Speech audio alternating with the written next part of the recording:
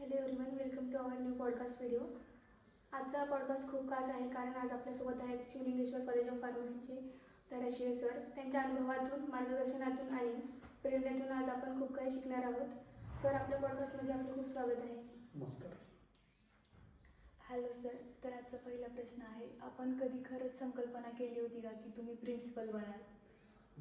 नाही, मी आयुष्यात कधीच विचार केला नव्हता की मी प्राचार्य पदावरती काम करेन आणि त्यातल्या त्यात हेही कधी अपेक्षित केलं नव्हतं की एवढ्या कमी वयामध्ये पण अशा मोठ्या मोठ्या जबाबदाऱ्या मी पार करेन किंवा यामध्ये सगळ्यात महत्त्वाचा मोठा मला जो पाठिंबा भेटला आपल्या संस्थेचे अध्यक्ष आदरणीय शिवचरणजी धाराशिव आणि आपले सचिव आदरणीय बसू सर यांच्यामुळेच मी इथपर्यंत पोचलो आहे.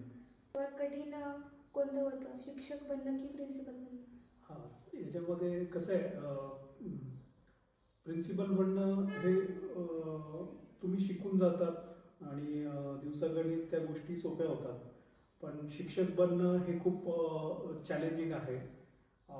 त्याच्या मागची भूमिका म्हणजे काय की आजच्या घडीला आपण जर बघितलं तर नवीन विद्यार्थ्यांना हँडल करणं आणि हेच विद्यार्थी जर आपण बघितले मागच्या 5 वर्षानंतर किंवा 10 वर्षापूर्वीचे विद्यार्थी बघितले तर त्या विद्यार्थ्यांचा माइंडसेट वेगळा होता. आत्ताच्या विद्यार्थ्यांचा माइंडसेट वेगळा आहे. येणाऱ्या 5 वर्षामध्ये पण येणाऱ्या विद्यार्थ्यांचा माइंडसेट वेगळा आहे. त्यामुळे दर दिवशी तुम्हाला नवीन गोष्टी शिकूनच शिक्षक बनावं लागतं. पण प्राचार्यपदाचं तसं नसतं. एकदा का तुम्हाला मॅनेजरियल स्किल्स जमल्या की तुम्ही कुणालाही हँडल करू शकतात. पण शिक्षक जर म्हणलं तर ते खूप चॅलेंजिंग आहे, ते खूप अवघड आहे आणि डे टू डे मध्ये तुम्हाला अपग्रेडेशन्स हे करावे लागतीलच. त्यामुळे मला वाटतं की शिक्षक म्हणून भूमिका ही जास्त अवघड आहे प्राचार्य म्हणून भूमिकेपेक्षा.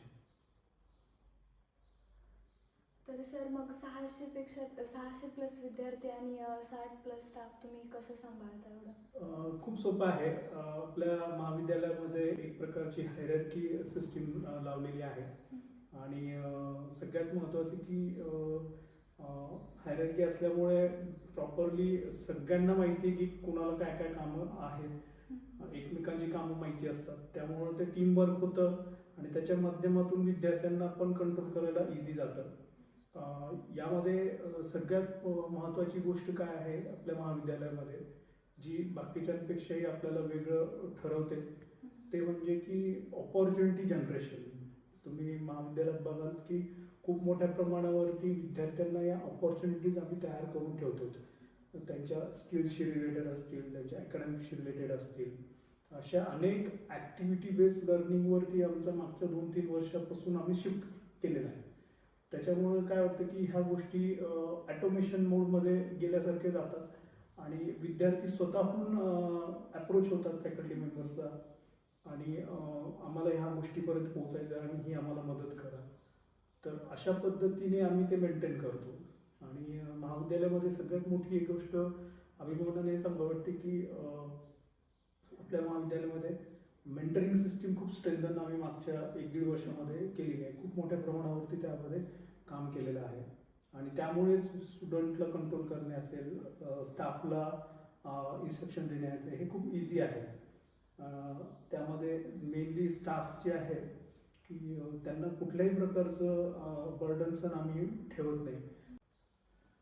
Hello everyone, welcome to our new podcast video. आजचा पॉडकास्ट खूप खास आहे कारण आज आपल्यासोबत आहेत शिवलिंगेश्वर कॉलेज ऑफ फार्मसीचे धाराशिव सर. त्यांच्या अनुभवातून, मार्गदर्शनातून आणि प्रेरणेतून आज आपण खूप काही शिकणार आहोत. सर, आपल्या पॉडकास्टमध्ये आपलं खूप स्वागत आहे. नमस्कार. Hello sir. तर आजचा पहिला प्रश्न आहे, आपण कधी खरंच संकल्पना केली होती का की तुम्ही प्रिन्सिपल बनाल? नाही, मी आयुष्यात कधीच विचार केला नव्हता की मी प्राचार्य पदावरती काम करेन आणि त्यातल्या त्यात हेही कधी अपेक्षित केलं नव्हतं की एवढ्या कमी वयामध्ये पण अशा मोठ्या मोठ्या जबाबदाऱ्या मी पार करेन किंवा यामध्ये सगळ्यात महत्त्वाचा मोठा मला जो पाठिंबा भेटला आपल्या संस्थेचे अध्यक्ष आदरणीय शिवचरणजी धाराशिव आणि आपले सचिव आदरणीय बसू सर यांच्यामुळेच मी इथपर्यंत पोचलो आहे.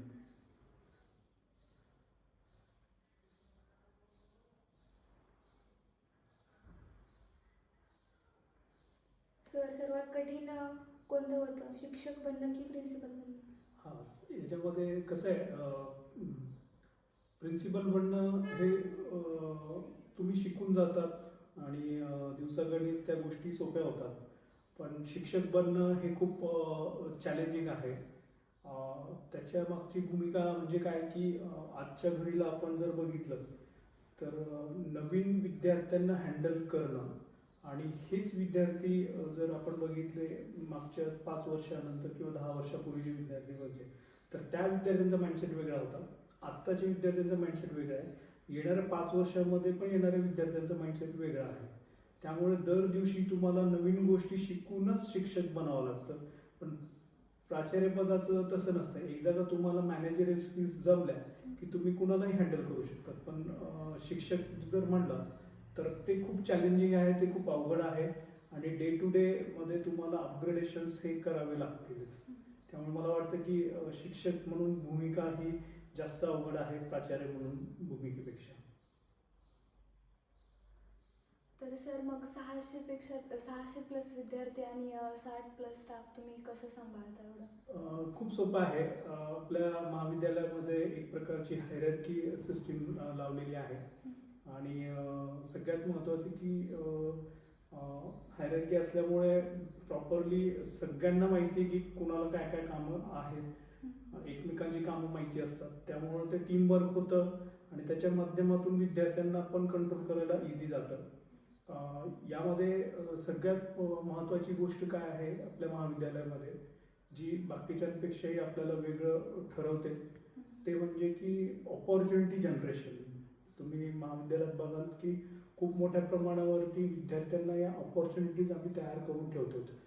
त्यांच्या स्किल्सशी रिलेटेड असतील, त्यांच्या अकॅडमिकशी रिलेटेड असतील, अशा अनेक ॲक्टिव्हिटी बेस्ड लर्निंगवरती आमच्या मागच्या 2-3 वर्षापासून आम्ही शिफ्ट केलेलं आहे. त्याच्यामुळे काय होतं की ह्या गोष्टी ॲटोमेशन मोडमध्ये गेल्यासारखे जातात आणि विद्यार्थी स्वतःहून अप्रोच होतात फॅकल्टी मेंबर्सला आणि आम्हाला ह्या गोष्टीपर्यंत पोहोचायचं आहे आणि ही आम्हाला मदत करा. तर अशा पद्धतीने आम्ही ते मेंटेन करतो. आणि महाविद्यालयामध्ये सगळ्यात मोठी एक गोष्ट अभिमानाने हे सांगावं वाटते की आपल्या महाविद्यालयामध्ये मेंटरिंग सिस्टीम खूप स्ट्रेंथन आम्ही मागच्या 1-1.5 वर्षामध्ये केलेली आहे. खूप मोठ्या प्रमाणावरती त्यामध्ये काम केलेलं आहे आणि त्यामुळेच स्टुडंटला कंट्रोल करणे असेल, स्टाफला इन्स्ट्रक्शन देणे असेल, हे खूप इझी आहे. त्यामध्ये मेनली स्टाफ जे आहे की त्यांना कुठल्याही प्रकारचं बर्डन्सन आम्ही ठेवत नाही आणि तेवढं फ्रीडम दिलेलं आहे. त्याच्यामुळं ॲटोमॅटिकली अपॉर्च्युनिटीज या जनरेट होतात. अपयश किंवा टीका जेव्हा आपल्या लोकांकडून येते तेव्हा तुम्ही ते कसं हाताळता? हां, अपयश आणि टीका ह्या मला तरी वाटतं की माणसाच्या मूलभूत गरजांपैकी एक असायला पाहिजे. जोपर्यंत तुम्हाला एखाद्या व्यक्तीने टीका केली नाही किंवा अपयश झालं हे सांगत नाही तोपर्यंत तुम्ही प्रगतीकडे वाटचाल करू शकत नाही. तर नक्कीच टीका करणारी जी व्यक्ती असते त्यांना आवर्जून तुम्ही त्यांच्यासाठी आदर राखायला हवा. टीका ही व्हायला हवी जेणेकरून आपण ऑन ट्रॅक राहू शकतो. फक्त एवढंच करायचं की आपल्याला लक्षात यायला पाहिजे की ही टीका आपण कशी घ्यायची आहे आणि त्याला किती प्रोसेस करायचं आहे. तुम्ही पॉझिटिव्हली घेतलं तर डेफिनेटली तुमची डेव्हलपमेंट होणार आहे. निगेटिव्हली घेतलं तर काहीच फरक पडणार नाही, तुम्ही आहे त्याच ठिकाणी राहा. तर मला वाटतं की अपयश आणि टीका ह्या गोष्टी मूलभूत आहेत, ह्या व्हायला हव्या. त्याच्याशिवाय डेव्हलपमेंट होऊ शकत नाही.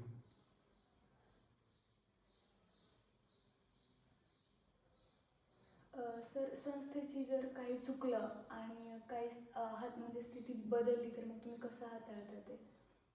संस्थेचं बघा, ज्यावेळेस कुठली एखादं मोठं ऑर्गनायझेशन आहे आणि ऑर्गनायझेशन एवढ्या सगळ्या मोठ्या विद्यार्थी संख्येला पुढे घेऊन जात आहे, फॅकल्टी मेंबरला पुढे घेऊन जात आहे, तर ज्यावेळेस स्केल येते ना त्यावेळेस सक्सेसचा रेट आपण साधारणतः 70 to 80% आपण कन्सिडर करायला हवा. राहिलेले 30 to 20% ह्या गोष्टी ज्या आहेत ना त्या चुका होणारच आहेत. फक्त त्यामध्ये काय करायचं की एखादी चूक होत असेल किंवा एखादं मिस्टेक किंवा एखाद्या गोष्टी मिसआउट होत असतील तर त्या परत रिपीट कशा होणार नाहीत याच्याबद्दलची सिस्टीम तुम्ही डेव्हलप करायला पाहिजे. की जेणेकरून काय होईल की हां हे पुढच्या वेळेस नाही का हे अपग्रेडेशन झालं आणि ते अजून स्मूथनेस चालू झालेलं आहे. तर इन्स्टिट्यूशन रन करत असताना मला या गोष्टीचं बरेच चॅलेंजेस येतात की वारंवार एक गोष्टी रिपीट चुका जर होत असतील तर मला त्या ठिकाणी थोडंसं फोर्स लावावा लागतो आणि डेफिनेटली त्याच्यावरती वर्कआउट करून आम्ही त्या सुधारतो.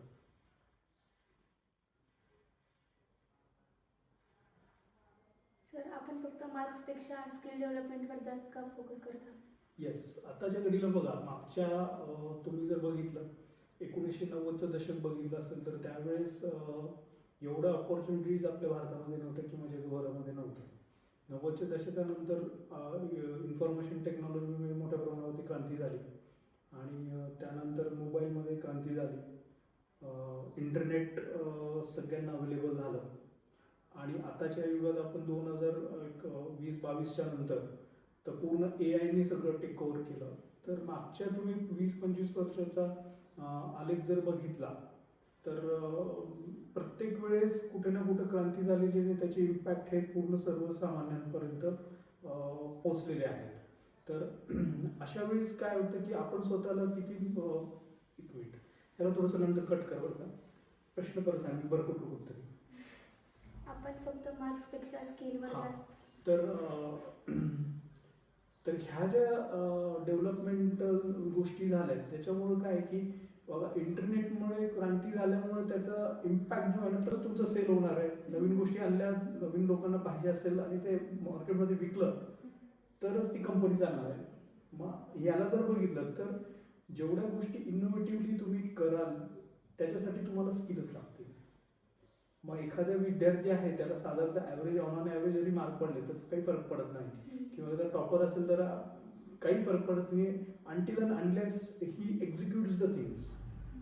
जोपर्यंत तो एखाद्या गोष्टीचे एक्झिक्युशन करणार नाही, मार्केटमध्ये दाखवणार नाही की अरे हे माझ्या क्वालिटीज आहेत आणि हे मी केल्यामुळे तो इम्पॅक्ट पडणार आहे आणि ज्याच्यामुळे इनोव्हेशन येणार आहे, ज्याच्यामुळे तुमचं सेल वाढणार आहे, याचा कस्टमरला बेनिफिट येणार आहे, पैसा हा खेळता होणार आहे. तर ह्या जोपर्यंत गोष्टी होणार नाहीत तोपर्यंत डेव्हलपमेंट होणार नाही.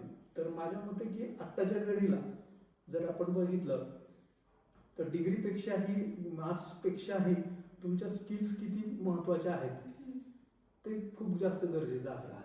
याचं एक उदाहरण छोटंसं बघा की 2022-23 मध्ये AI इंजिनियर्स खूप कमी होते, बरोबर. आत्ताच्या घडीला तुम्ही बघा 2026 मध्ये किंवा 27 मध्ये जरी गेलात तुम्ही तर AI इंजिनियर्स भरपूर झालेत आता. ओके, मग आता काय झालेलं आहे की त्यावेळेस इंजिनियर्स नव्हते, त्यावेळेस त्यांनी डिग्री बघितली का, स्किलच बघितलं. ऑब्विसली स्किल्सचं तिथे महत्त्व आलं. आता काय होणार आहे, थोडंसं शिफ्ट होणार आहे. अरे चला मार्केटमध्ये भरपूर आता AI मध्ये स्किल्स आहेत, सगळं आहे, पण तू खरंच ती कंपनी आता बघेल की यार खरंच त्याची डिग्री आहे का, त्यांनी बेसिक क्वालिफिकेशन केलंय का. पण ते कंपनी कधीच मार्क्स बघणार नाही, तुम्ही आहे का डिग्री क्वालिफाईड आहे का, दॅट्स इट, एवढं मात्र ते बघितलं जाईल. तर मला वाटतं की ह्याच्यामध्ये मार्क्स आणि स्किल्समध्ये जर आपण तोलायला बघितलं तर ऑब्विसली तुमच्या स्किल्स जर चांगल्या असतील मार्क्स ऑटोमॅटिकली भेटणार आहेत तुम्हाला.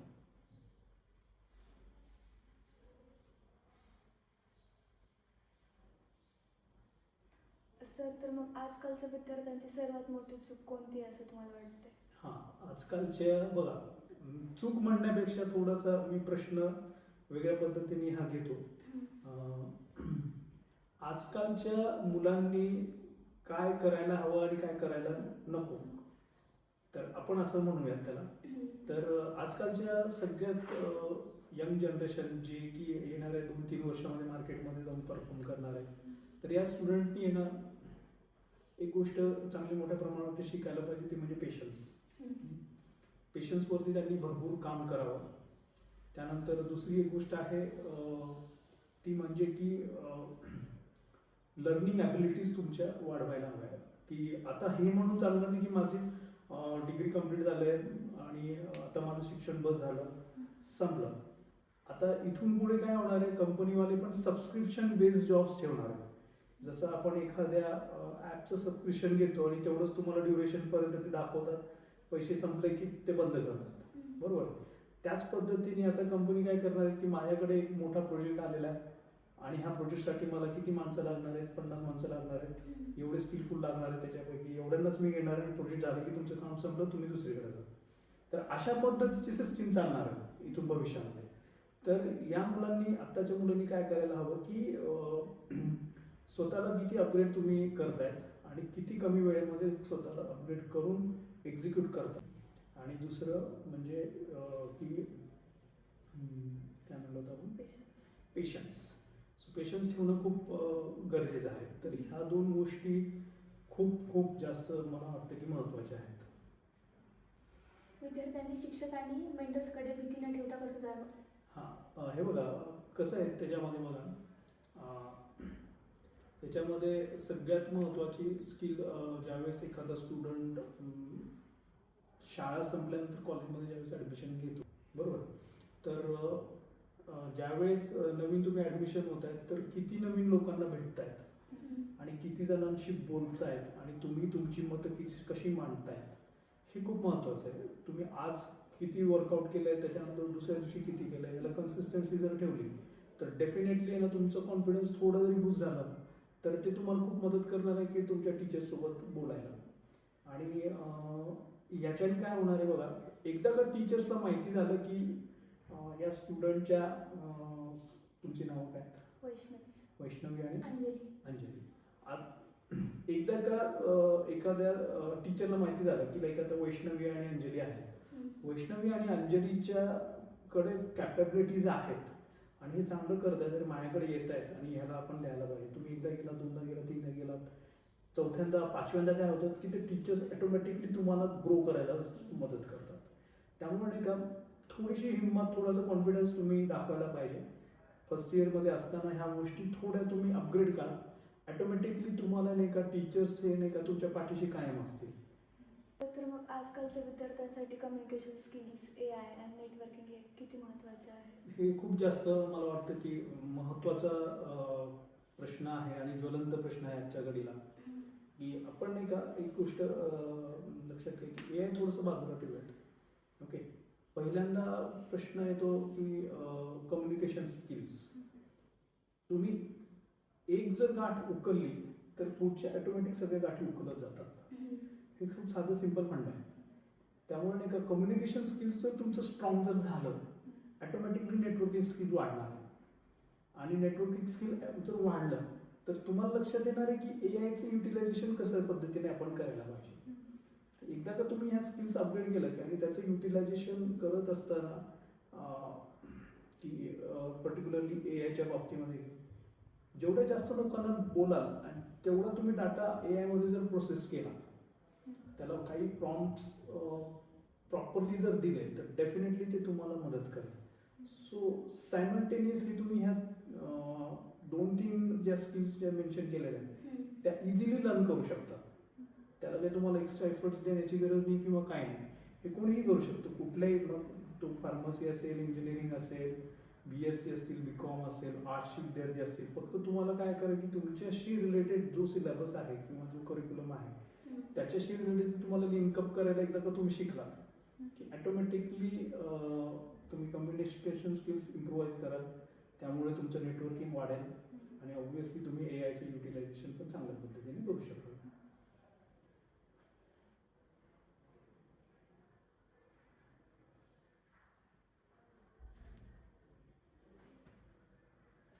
तर सर मग तुम्हाला काय वाटतं, आजकालच्या विद्यार्थ्यांमध्ये करिअरबाबत गोंधळणं नॉर्मल आहे का? येस, ऑब्व्हियसली खूप जास्त नॉर्मल आहे. कारण काय बघा, प्रत्येक विद्यार्थ्यांच्या हातामध्ये डेटा आहे, प्रत्येक विद्यार्थ्यांकडे आज स्मार्टफोन आहे, वेगवेगळे सोशल मीडियाचे प्लॅटफॉर्म आहेत, ते स्वतःला एक्सप्रेस पण तिथे करत असतात आणि सोबतीला नाही का खूप मोठ्या प्रमाणावरती डेटा ते त्यांच्या माइंडमध्ये प्रोसेस करत असतात. आणि लक्षात घ्या, खूप जास्त डेटा माइंडमध्ये आल्यानंतर ऑब्व्हियसली कन्फ्युजन होणं साहजिकच आहे. त्यामुळे खूप सिम्पल आहे की जेवढं जास्त तुम्ही इन्फॉर्मेशन गॅदर करून प्रोसेस कराल तुमच्या माइंडमध्ये तेवढी अडचण येणार आहे. पूर्वीच्या काळी काय व्हायचं की साधारणतः एका दिवसागणीच माणूस जो आहे, मागच्या एक साधारणतः आपण 5-50 वर्षाखाली जर बघितलं तर ऑन ॲन ॲव्हरेज साधारणतः 15,000 ते 16,000 डिसिजन्स तो एका दिवसामध्ये म्हणजे 24 तासामध्ये घेत होता. आजच्या घडीला ती संख्या साधारणतः 28 ते 30,000 झालेली आहे. तर एवढी प्रोसेस करायला आपलं माइंड तेवढं कॅपेबल नसतं कधी कधी. तर डेफिनेटली याच्यामुळे काय होणार, कन्फ्युजन होणारच आहे. तर ही एकदम नॉर्मल थिंग आहे की आत्ताच्या घडीला असणारे स्टुडंट जे फेस करतात त्यांना खूप जास्त डाटा प्रोसेस केल्यामुळे कन्फ्युज होते. याला लिंकअप करा दुसरा क्वेश्चन, पण हे अवॉइड करण्यासाठी काय करायला हवं विचारा. मग सर हे अवॉइड करण्यासाठी काय करायचं?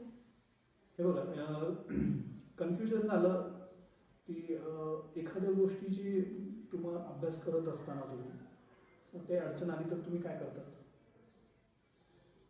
AI म्हणजे असं ऑनलाईन बघतो, गुगल ऑनलाईन बघतात, ChatGPT बघतात. ओके. आणि मी हाच प्रश्न कन्सिडर करा की तुम्ही 15 वर्षापूर्वी पॉलिटेक्निक किंवा इंजिनिअरिंगला आलेला आहात. त्यावेळेस AI नाही आहे किंवा असं प्लॅटफॉर्म नाही आहे, तर तुम्ही काय केलं असतं? टीचर्सला विचारलं असतं, बरोबर.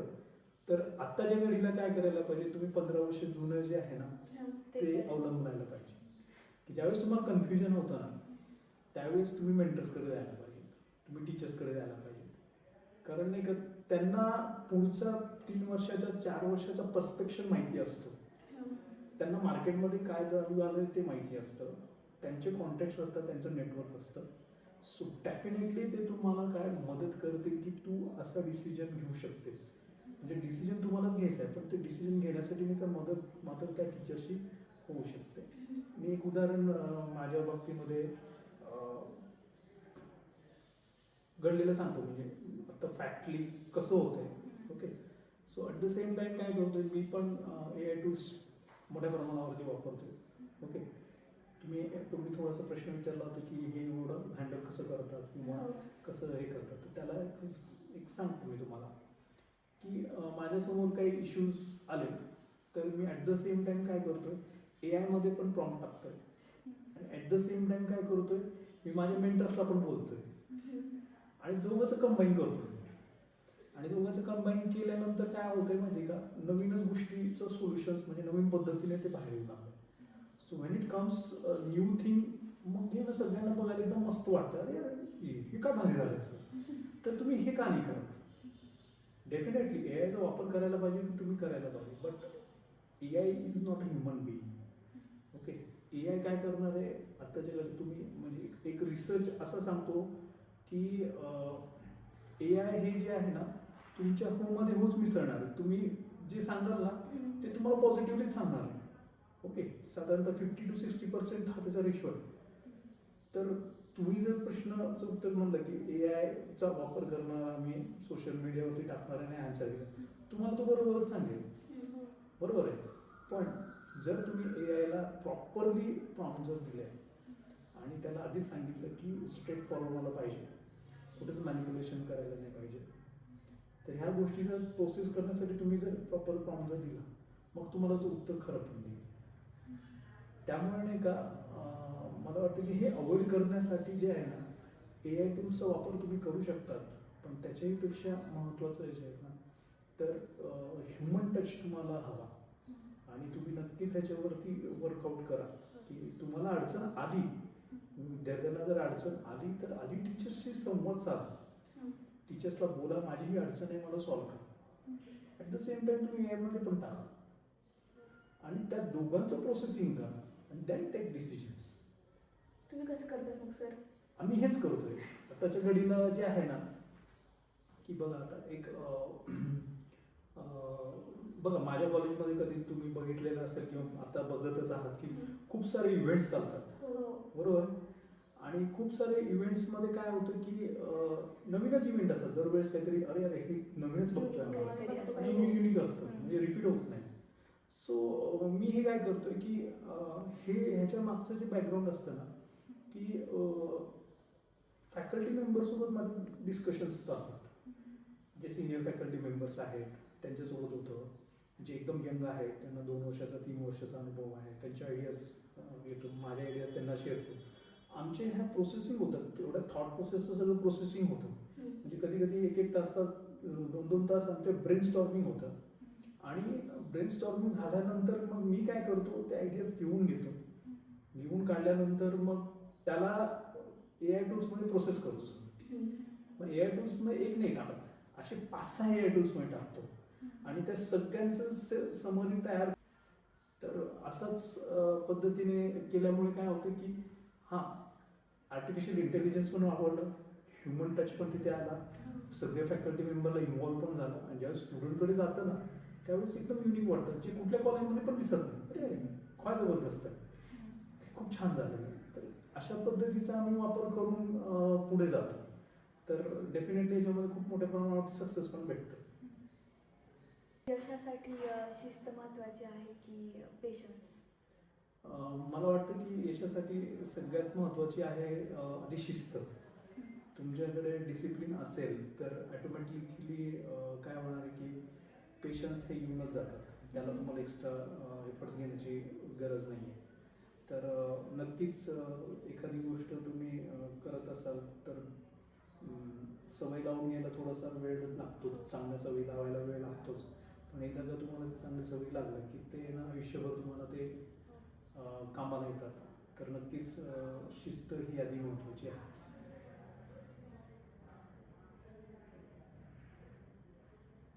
सर विद्यार्थ्यांनी लगेच सोडली पाहिजे अशी एक सवय. विद्यार्थ्यांनी लगेच सोडली पाहिजे अशी एक मोठी सवय आहे की एकमेकांना जज करणं. खूप लवकर जज करतात, तर ती सवय खूप घातक असते. तर ती आधी बंद करायला हवी विद्यार्थ्यांनी. मग नाही केली तर मग काय? नाही केली तर काय होणार की हे बघा, तुम्ही लवकर जज करायला चालू केलं की तुमची डेव्हलपमेंट नाही होणार. समजा तुम्ही दोघींनी लवकर जजमेंट घेतलेले आहेत आणि त्या एका व्यक्तीबद्दल एखादी बॅकग्राऊंड न चेक करता त्याबद्दलची फ्रेम तयार करून घेतली. आयुष्यभर तुम्ही त्याच फ्रेमच्या दृष्टिकोनात म्हणजे त्याच फ्रेममधून बघणार. पण दुसरा व्यक्ती जर बघितला अरे ह्याच्याकडून आपल्याला भरपूर बेनिफिट भेटू शकतात, टिकीट, तुम्ही तसेच राहणार, तो दुसरा व्यक्ती आहे तो पुढं जाईल. सो डेफिनेटली आहे ना, तो इम्पॅक्ट तर पडणारच तुमच्या आयुष्यामध्ये. So always have a different kind of friends. लवकर जज करू नये. जज सोडून दुसरी अजून कोणती सवय? जज एकमेकांना जज. अच्छा, दुसरी सवय म्हणता येईल आपल्याला की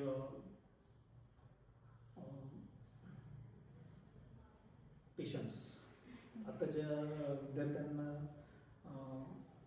पेशन्स खूप पेशन्स म्हणण्यापेक्षा नाही का टाईम अटेन्शन स्पॅन जो असतो तो त्यांनी वाढवावा. म्हणजे अटेन्शन स्पॅन जो कमी केलेला आहे ना तो त्यांनी वाढवावा.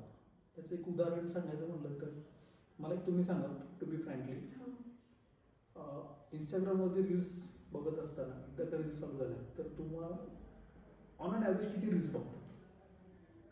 अनलिमिटेड. साधारणतः 10 मिनटं 15 मिनटं, हो त्याच्यापेक्षा जास्त. कधी कधी 20 मिनटं 30 मिनटं. हां. ते तुम्ही कंट्रोल करू शकताय का? नाही. कधी बंद होते? जेव्हा कोणीतरी काहीतरी म्हणेल चार्जिंग संपली असं. चार्जिंग संपली, कोणीतरी तुम्हाला बाहेरून काहीतरी धक्का दिल्यासारखं करेल, तोपर्यंत तुम्ही किंवा मग नेट चालत नाहीये, नेट संपलंय. संपलेला आहे, रिचार्ज संपलेला, हो. डेटा संपला, तोपर्यंत चार्जेसच असतात.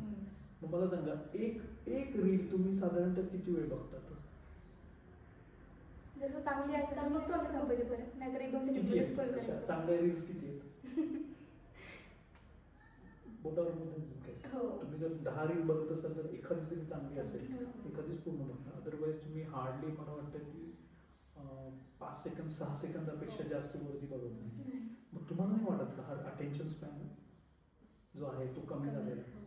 आणि हा अटेन्शन स्पॅन कसा वाढवावा ही जी सवय आहे ह्या सवयीवरती काम करायला पाहिजे. तर हा अटेन्शन स्पॅन वाढवायचा कसा? साधं सिंपल आहे. मोबाईल जिथं आहे तिथं आपण बसायचं नाही आहे, मोबाईल थोडासा बाजूला करायचा आहे आणि गप्पा मारणे, पुस्तकं वाचणे, टी व्ही बघणे. आणि टी व्हीमध्ये रील्स न बघता चांगले चांगले पॉडकास्ट आहेत, चांगले चांगले सिरीजेस आहेत, चांगले मूवीज आहेत जे आपल्याला मोटिवेट करतात, जे शिकायला लावतात आपल्याला. तर अशा ठिकाणी तुम्ही टाइम स्पेंड करा. पण सर ती सवय असते मोबाईल बघायची आम्हाला, सुटत नाही लवकर ती. साधं सिंपल आहे, सुटणारच नाही ना. वाईट सवय मग लवकर ते सुटत नाहीत ना. सोडण्यासाठी मग काय? सोडणं साधं सिंपल आहे. बघा तुम्ही सुरुवात तर करून बघा. तुम्ही आज जर समजा 10 रील बघत असाल, उद्या तुम्ही ठरवा 8 रील बघा, परवाच्या दिवशी 6, असं हळूहळू. 2 करत जा. पण एक दिवस असा येईल ना की तुम्ही ना चलो ठीक आहे, त्याला तुम्ही कंट्रोल करा. You cannot avoid the things. आणि रील बघणं दुधारी जलणार आहे. तुम्ही काय बघता यालाही महत्त्व असतं, हो. बरोबर. तर तुम्ही अवॉइड नाही करू शकत, but you can control it. तर ते कंट्रोल करण्यासाठी तुम्हाला नाही का मी गॅरंटी देऊन सांगतो, आता आपलं जे कन्व्हर्सेशन चालू आहे तर तुम्हाला रीलची आठवण झाली का? नाही बिलकुल नाही. काहीच नाही झाली. का नाही झाली? चांगलं काहीतरी तुम्हाला छान ऐकायला वाटलं, भेटतं. हे प्रोसेस झाला. मग अशा वेळेस नाही का हे खूप गरजेचं आहे. ह्युमन टच ज्या ठिकाणी येतोय, ह्युमन कन्व्हर्सेशन ज्यावेळेस लाईव्हली ज्यावेळेस येत आहेत ना, त्यावेळेस तुम्ही ते क्षण अनुभवाला लागलात ना, तुम्हाला अरे हे भारी, हे करायला पाहिजे, ऑटोमॅटिकली तुम्ही मोबाईल बाजूलाच ठेवणार. हो. आणि हे साधं सिंपल, हे लॉजिक आहे. हे तुम्ही युटिलाइज करा आणि डेफिनेटली ती सवय कमी होते तुमची. नाही. सर मग विद्यार्थ्यांनी अभ्यास कसा करावा? किती वेळ द्यावा अभ्यासाला आणि फोनला? मी तर म्हणतो विद्यार्थ्यांनी अभ्यास जो आहे ना 24/7 करायला पाहिजे. सर मग कसं सवय हे बघा लावावी? बघा तुम्ही काय, ठीक आहे, मजेचा भाग सोडून देऊ आपण, पण आहे ना तुम्ही पुस्तकं किती वाचतात याला खूप महत्त्वाचं आहे. तुम्ही जर्नल्स किती रेफर करताय या गोष्टीला महत्त्व आहे. तर ॲटलिस्ट अभ्यास म्हणजे काय फक्त तुमच्या आलेल्या नोट्स वाचणे, PDF फाईल वाचणे हा अभ्यास नाही. अभ्यास म्हणजे काय, ज्या गोष्टी नवीन आहेत, ज्या बुक्समध्ये आणि जर्नल्समध्ये सापडणाऱ्या आहेत किंवा आर्टिकल्स पब्लिश झालेले लेटेस्टमध्ये जे सापडणार आहे त्याचं प्रोसेसिंग करून नॉलेज घेऊन तुम्ही एक्झाम अपियर होणे, तर हे जास्तीत जास्त वेळ तुम्हाला करावं लागेल. जोपर्यंत तुम्ही करणार नाही तोपर्यंत अपग्रेडेशन्स होणार नाहीत. तर एक स्पेसिफिक टाइम साधारणतः मला वाटतं की apart from all this things, तुमच्या रील्स सगळं बघून सगळं संपवून ॲटलिस्ट तुम्ही नाही का 2 ते 3 तास असा वेळ काढायला हवा ज्याच्यामध्ये तुम्ही आहे ना ॲक्च्युअल बुक्स वाचून, physical books, okay, physical books वाचून त्याच्या नोट्स तयार करणे आणि त्याला प्रोसेस करणे, त्याला शेअर करणे, यालाच अभ्यास म्हणतात. सर तुम्ही जगता ती ओळ आणि एक विचार, तुम्ही जगता ती एक ओळ आणि एक विचार. हां, ओळ तर मी काही तसं साहित्यिक वगैरे नाही आहे, ओळ असं लगेच सांगता येणार नाही. पण बघा आपण जगतोय, एक खूप मोठा उद्देश आहे की समाजाप्रती आपण काहीतरी चांगलं काम करावं आणि जेणेकरून येणाऱ्या पिढीला पण आपण चांगल्या गोष्टी द्याव्यात.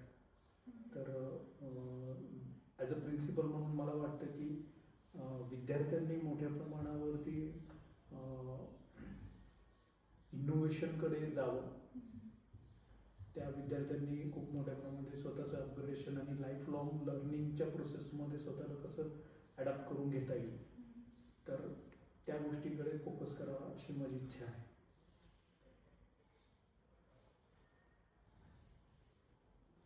कोणती पुस्तकं किंवा एखादी व्यक्ती तुमचे विचार विश्व बदलून गेली?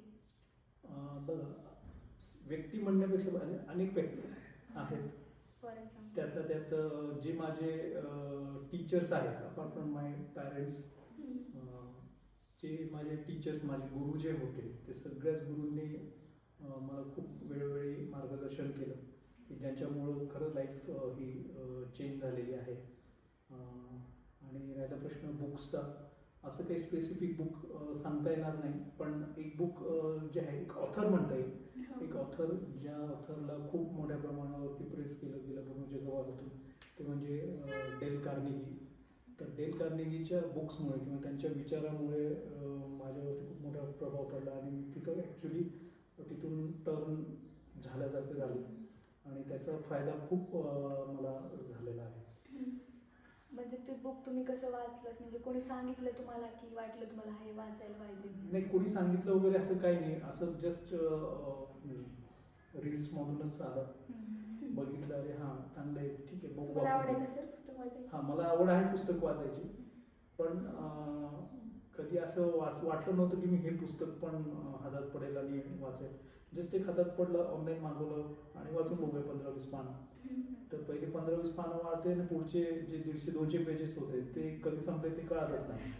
तर असंच झालं ते. आणि फक्त पुस्तकं वाचूनच नाही, पण वाचल्यानंतर तुम्ही त्याचं किती प्रोसेसिंग करता, तुम्ही तुमच्या लाईफमध्ये त्याचं अडॅप्टेशन किती मोठ्या प्रमाणावरती किंवा किती लहान प्रमाणावरती करताय, ह्याला खूप महत्त्वाचं आहे. जर तुम्ही त्या पुस्तकाचं वाचन केलं आणि तुमच्या लाईफमध्ये जर इम्प्लिमेंट जर केलं तर डेफिनेटली फरक पडतो. नुसतं पुस्तक वाचून सोडून जर दिलं तर त्याला काही अर्थ नाही.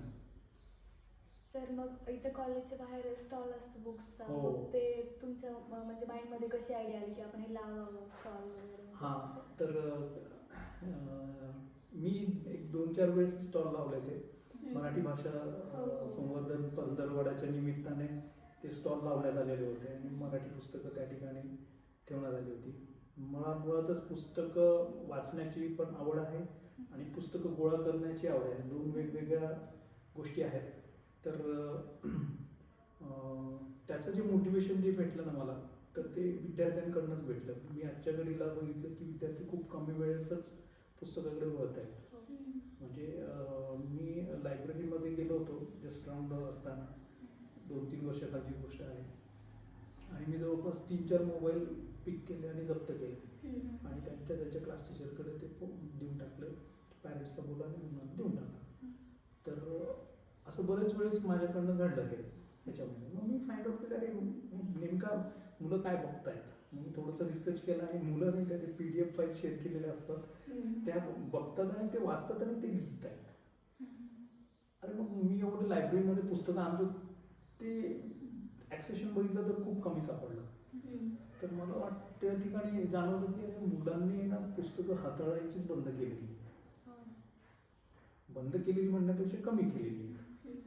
तर ते मला एक मोटिवेशन भेटलं की अरे चलो let's have some activity based on this. मग मी छोटंसं प्रदर्शन लावलं की मग मुलं येतात, घेतात. मग बरेच असे विद्यार्थी आहेत कॉलेजमध्ये की माझ्या पर्सनल लायब्ररीचे पण पुस्तकं येतात, घेतात आणि वाचतात, परत आणून देतात. फॅकल्टी मेंबर्स येतात. तर वाचनाची आवड भरपूर आहे मार्केटमध्ये, फक्त त्याला मोटिवेशन आणि तुम्ही किती प्रमोट करता त्याच्यावरती ते डिपेंड आहे. म्हणून मी असे वेगवेगळे स्टॉल्स आणि वेगवेगळे ॲक्टिव्हिटी ठेवत असतो जेणेकरून मुलांना दिसायला पाहिजे, बघायला पाहिजेत, असं वाटतं मला.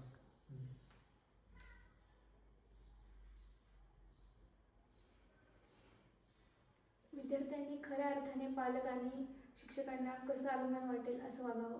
विद्यार्थ्यांनी बघा ह्याच्यामध्ये नाही ना,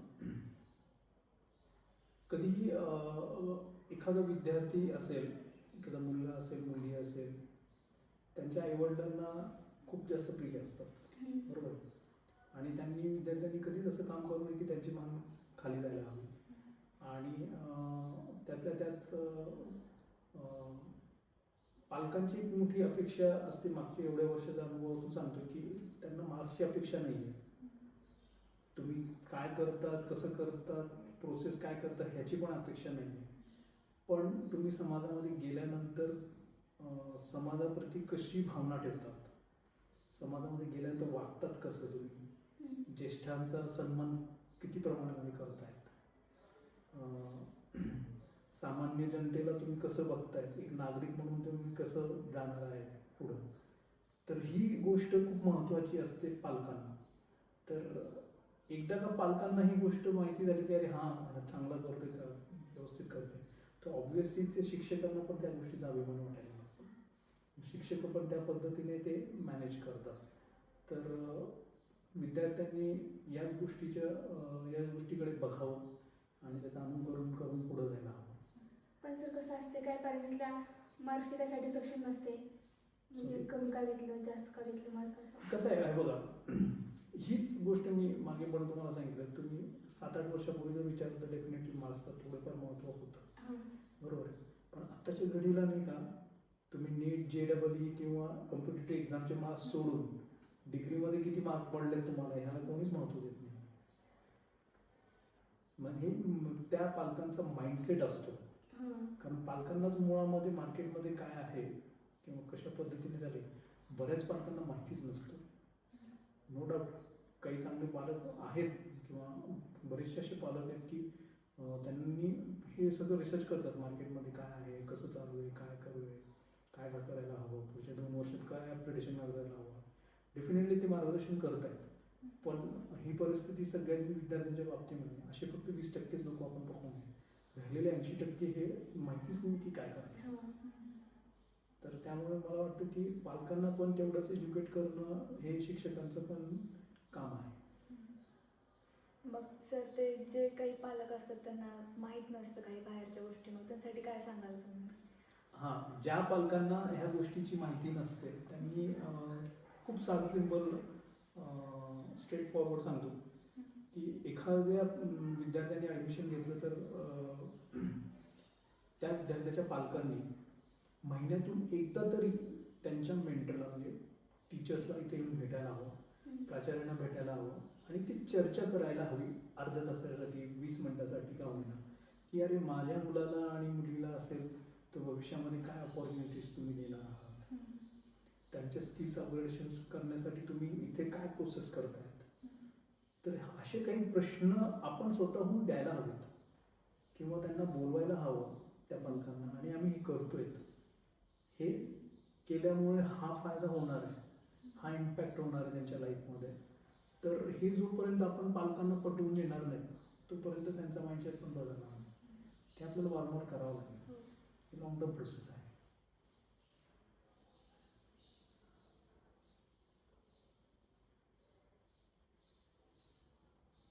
झाले पाऊण तास झालं. धन्यवाद सर, तुमचा एवढा मोलाचा वेळ आम्हाला दिल्याबद्दल आणि तुमचं मार्गदर्शन कायमच आठवणीत राहील आमच्या. नक्कीच. मी पण तुमचे खूप खूप आभारी आहे आणि मलाही या ठिकाणी बोलण्याची संधी भेटलेली आहे. या पॉडकास्टच्या माध्यमातून सर्वांना एकच संदेश द्यायचा आहे की स्वतःला विद्यार्थ्यांनी स्वतः अपग्रेडेशन व्हावं, पेशन्स ठेवावे, चांगल्या मेंटर्सकडनं मार्गदर्शन घ्यावे आणि पालकांना पण विनंती आहे की त्यांनी पण प्रश्न विचारायला सुरुवात करावी.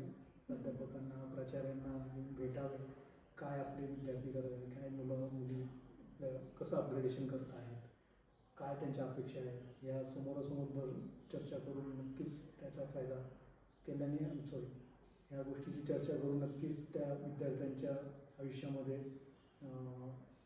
चांगल्या घटना घडतील याची आपण सर्वांनी काळजी घ्यावी. धन्यवाद. Thank you so much.